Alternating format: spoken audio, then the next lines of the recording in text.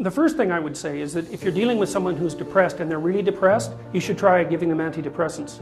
Because if they die, you can't help them. Okay, so if you're suffering, you are obligated, in a sense, to hold on to whatever rope someone throws you.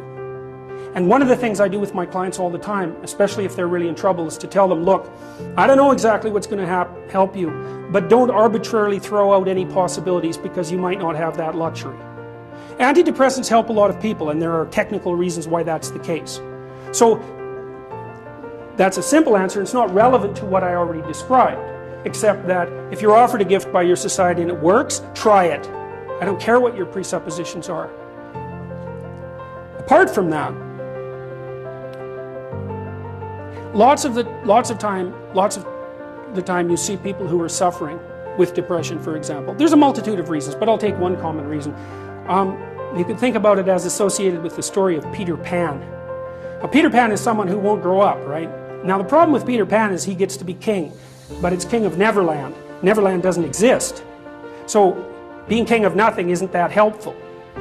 Well, one of the things that you often see with people who suffer from depression, and I'm not making a blanket statement about the cause of depression because there's lots of them, is that people who don't have enough order in their life tend to get overwhelmed. So for example, if someone comes into me and to see me and they say they're depressed, I always ask them a very standard set of questions. Do you have a job? If you don't have a job, you're really in trouble in our society. First of all, your biological rhythms tend to go off the rails right away because there's no reason to go to bed at any particular time and there's no reason to get up. And for many people, if they don't get up at the same time, they foul up the functioning of their circadian rhythms, and that's enough to make them depressed right off the bat, especially if they start napping during the afternoon. They also don't have a purpose. People aren't good without a purpose, and this isn't hypothesizing. We absolutely understand the circuitry that underlies positive emotion. We know how it works. Almost all the positive emotion that any of you are likely to experience in your life will not be a consequence of attaining things. It will be a consequence of seeing that things are working as you proceed towards a goal you value.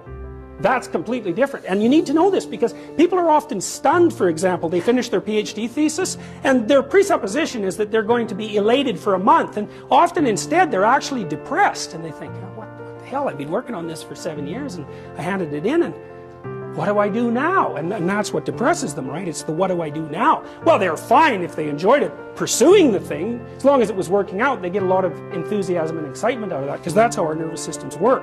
Most of your positive emotion is goal pursuit emotion. If you take drugs like cocaine or amphetamine, the reason they're enjoyable is because they turn on the systems that help you pursue goals. That's why people like them. So if you don't have a job, you got no structure, that's not good. Plus, you tend not to have a point. So you're overwhelmed by chaotic lack of structure and you don't have any positive emotion. Well, do you have any friends? So sometimes you see people who are depressed, they have no job, they have no friends, they have no intimate relationship, they have an additional health problem, and they have a drug and alcohol problem. My experience has been if you have 3 of those problems, it's almost impossible to help you. You're so deeply mired in chaos that you can't get out because you make progress on one front and one of the other problems pulls you down. So one of the things I tell people who are depressed is like, don't sacrifice your stability. Get a job, even if it's not the job you exactly want. Get a damn job, you need a job. Find some friends. Get out in the dating circuit. See if you can establish an intimate relationship. Put together some of the foundational items that are like pillars that your life rests on. Well, that's the practical thing to do. So that's one example with regards to depression.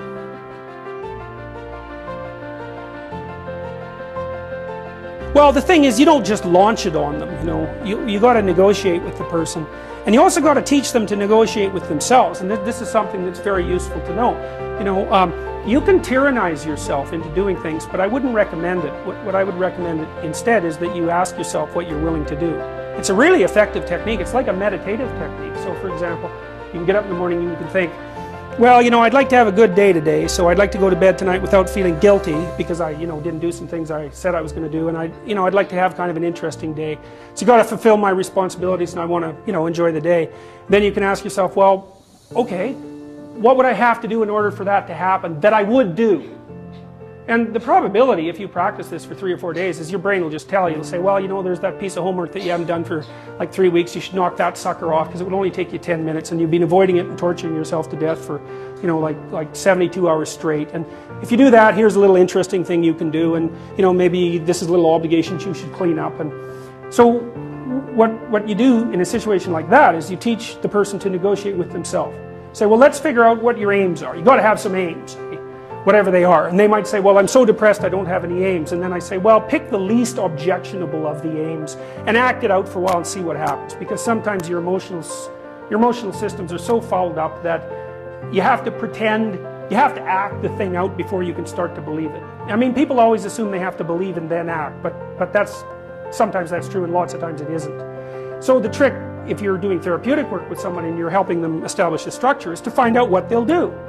Now, if they want to get better, which is not a given, because there are often payoffs for not getting better.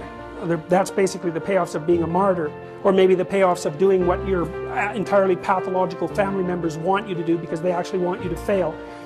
Assuming you want to get better, there's usually something you can figure out that would constitute a step towards some sort of concrete goal. And my presumption, it's a behavioral presumption fundamentally, is that small accruing gains that repeat are unbelievably powerful. So, you know, this is another thing to know about in your own life. It's something I learned in part from reading the writings of Alexander Solzhenitsyn, who's a great Russian philosopher and novelist. You know, he said, you can look at your life and you can see what isn't right about it. And all you have to do is look. And then you can start to fix that. And the way you fix it is by noticing what you could in fact fix. You know, people are often trying to fix things they can't fix, which I would not recommend, because if you try to fix something you can't fix, you'll just ruin it. Like, you can find all sorts of undergraduates who are perfectly willing to restructure the, the international economic system, who cannot keep their room clean. And there's actually a gap there, you know, and it's surprising that people don't actually notice. So I would say, if you pay attention, you can see things that you could fix. They yell at you. They really do. We even know how that happens.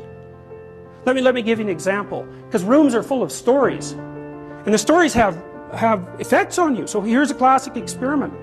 So you take 2 groups of undergraduates, you bring them into your lab, and you give one group a multiple choice test that has a bunch of words in it that are associated with being old. And you give the other group the same multiple choice test, except the words are associated with being young. This is independent of the content of the test. It's just descriptions.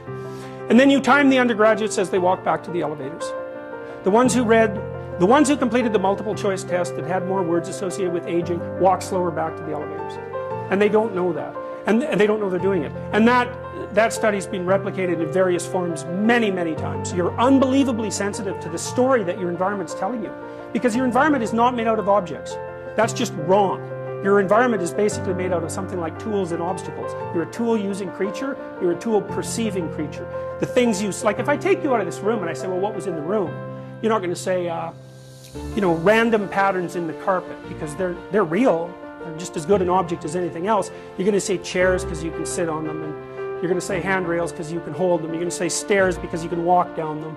That's what you see, and that's what you interact with. And if you pay attention to your environment, which is you, by the way, extended, all of your experience is you. It will tell you all the time what you should do. All you have to do is do it. But then you have to decide if you want to do it.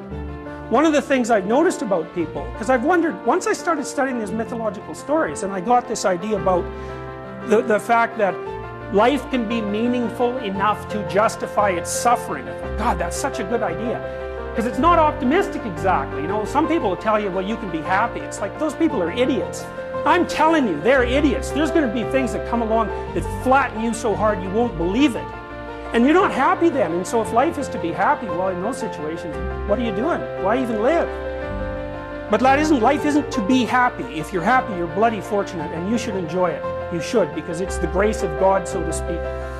With regards to meaning, I thought, well, people know when they're doing something meaningful. They can tell, so why the hell don't they do meaningful things all the time? It seems obvious. You could do it. I mean, it's hard, you know, because other people want you to do other things, and it's a struggle, but everything's a struggle. And then I thought, well, oh, I get it. I see why. It took me about 10 years to figure this out. People have a choice. Choice number 1. Nothing you do means anything. Well, that's kind of a drag, right? It's meaninglessness of life and all that, existential angst. you know, that's kind of a pain. But the upside of nothing that you do is meaningful is you don't have to do anything. You've got no responsibility. Now you have to suffer because things are meaningless, but that's a small price to pay for being able to be completely useless. The alternative is everything you do matters. Really. If you make a mistake, it's a real mistake. If you betray someone, you tilt the world a little more sharply towards evil rather than good. It matters what you do. Well, if you buy that, then you can have a meaningful life. But there's no mucking around. It means responsibility. It means that the decisions you make are important. It means that when you do something wrong, it's wrong. Well, do you want that?